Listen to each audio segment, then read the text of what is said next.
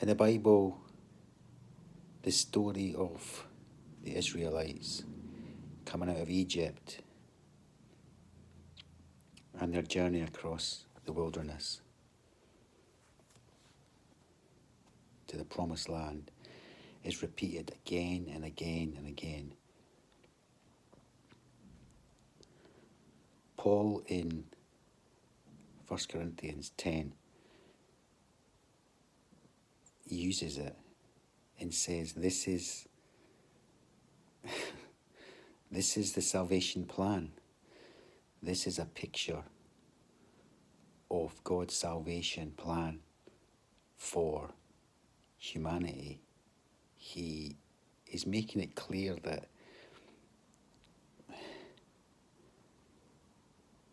what happened with the Israelites and Moses was what our salvation looks like.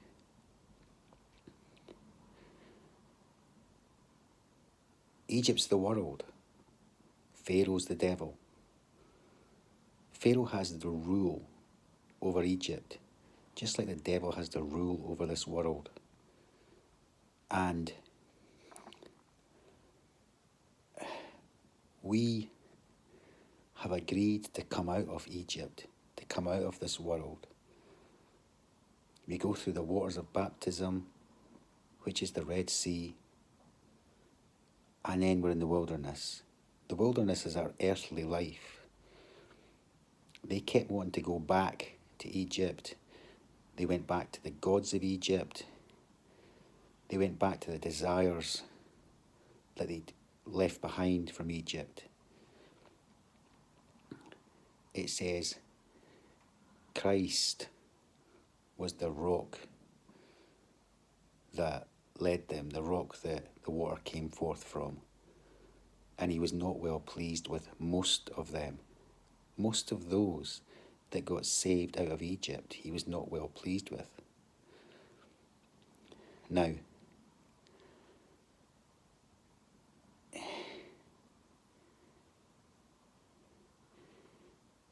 we're in that wilderness. We can't go back to the world. The ruler of this world, the devil, we've come out of his clutches because we've been saved by Jesus Christ.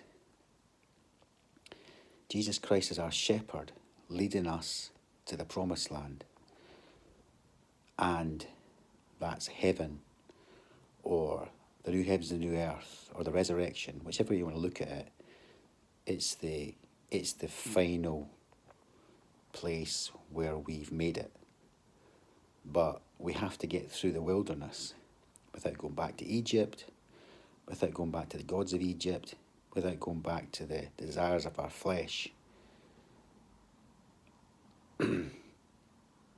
Now, the wilderness is pretty stark, but the one thing that's not stark, the one thing it does have in it with them and with us is God. They have God. They don't have anything else, but they have God. And because they have God, he's in covenant with them. He's in covenant with us. And he promises to meet our needs. He meets their needs, and he meets our needs. They got the manna. They were ungrateful about the manna. But he provided the manna. He provides us with what we need. We don't realise that he gives us manna every day in the form of Jesus Christ, and he feeds us every day. Give us this day our daily bread. He looks after us. He feeds us. And we know that we have met him. We know he's real because we know that something changed and we've come out of that old world. But you can yearn for that old world. You can miss those things. You can never really lose those things in some people's cases. They never really properly come out of it. But it's the salvation plan. That's the way it works. You get saved, it's repeated again and again. Look into that city, not made by hands, yeah? So not thinking about what the human metropolis has to offer us, but a city made by God that awaits us by faith. And that's what it is. That's what you're doing.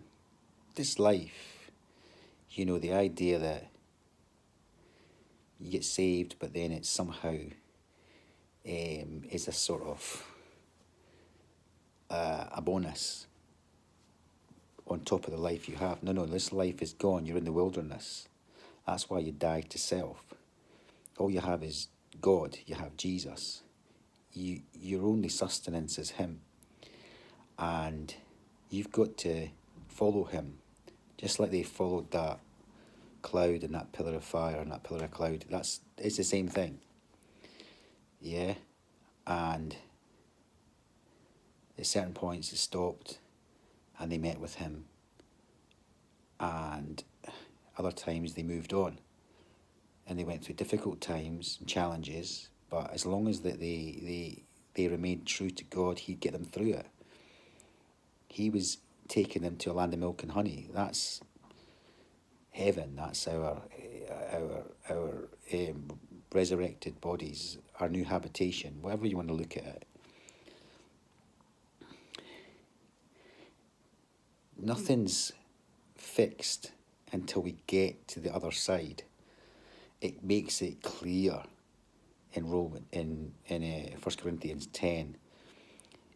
In the last verse of 1 Corinthians 9, he says, "Lest I myself be cast away." You can dress it up any way you want, but he's suggesting that he could lose his salvation. He could end up not making it. And then he goes on immediately into 1 Corinthians 10 to show how it was a type. It was what's the word he uses? This was used as I can't remember the word he uses, but basically it's a picture for us of how it works, what salvation is, what happened with Moses. Moses essentially, it's interchangeable. Moses was like the shepherd leading them. Christ is the shepherd. You know, we've experienced, we know God's real. They knew God was real. They saw God. They saw Him come down on the mountain. You know, they saw Him. I mean, they had no excuse, but we have no excuse because we've believed because He's given us belief. You know, we have faith because He's given us faith. We know that Christ is a reality in our lives, and you know, it says they sat down to eat and drink and rose up to play. That's got a sexual connotation, but you know, there's that word play. A lot of us are playing all the time. We're playing games with God. We play games and we try and push it. And I mean, it's just not worth it. Because He said it was Christ. Christ was the rock. Christ was not well pleased. Christ was the one that destroyed them. Bear that in mind.